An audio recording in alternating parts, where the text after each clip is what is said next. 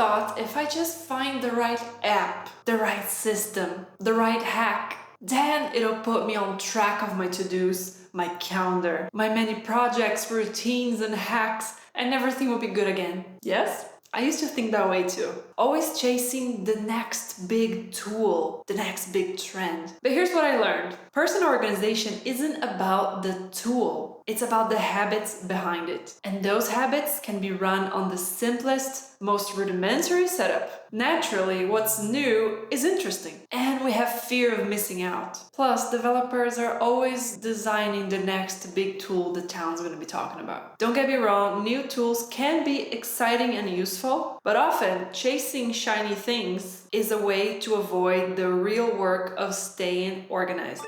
I want to tell you a little story. There was once a farmer.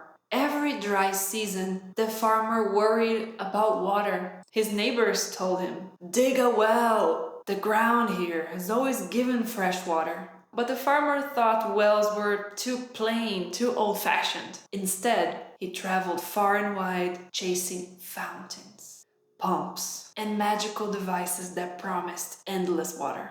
He spent fortunes and wasted seasons trying each new invention. Yet, year after year, his crops withered. One day, exhausted and broke, he sat on a stone in his field. He kicked at the dirt beneath him and noticed that the soil was slightly damp.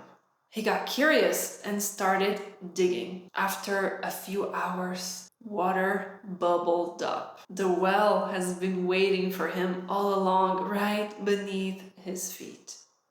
This is the truth I discovered when I started specializing in productivity and time management. You see, personal organization is not rocket science. It's timeless and it's simple. At its core, it comes down to a simple triad: your good old calendar, a to-do list, and a notepad to catch ideas and interruptions. That's it. These three tools can carry you through chaos forever. And chaos will come as part of life. I remember very distinctively when my dad passed away, I had this mental fog that lasted about 2 months, making me unable to function, to do basic things like hold numbers in my head. What saved me back then was resorting to pen and paper because I needed something. I actually had a moment of being averse to technology because my brain under that stress needed a tangible thing I could be tactile with, because that was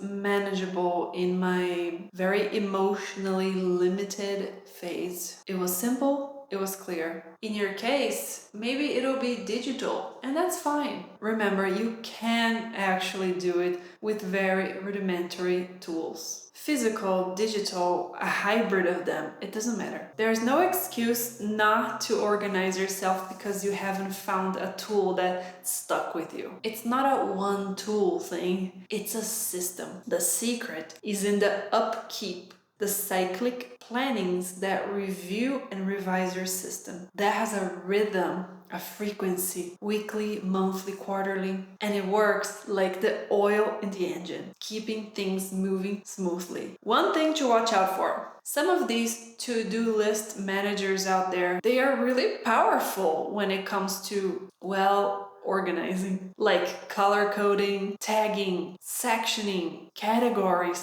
folders, flagging, etc. This can sometimes work to your disfavor because it may happen that we spend too much time organizing and less time doing. So this could potentially worsen your situation. Just be mindful of not overdoing organization. All you need to use is its most basic functionalities so you don't get lost in detail. A version of this problem can also happen with pen and paper when you try to achieve the perfect scribble-free notebook, or you want to do color coding, etc. Perfectionism loves living here, and it comes with a voice: well, if it's not neat, I'm not even gonna start. This would be like overpacking yourself for a hike. You need to go light so you can be agile, not burdened. So, more than knowing your preference between pen and paper versus digital, my question for you is, when life gets chaotic, when you're uprooted, when life turns upside down, what do you naturally fall back on? Pen and paper? A simple notes app? Something else? This gives you a clue to discover what your natural inclination is. Let me know in the comments down below if you learned something new about yourself. I'd love to hear. Meanwhile, check this video on calendar versus to-do list best practices. And for one-on-one mentoring with me, just reach out and I can help you pick the right setup to match your style. Thank you so much and I'll see you around. every sermer, most rudimentary, rudimentary.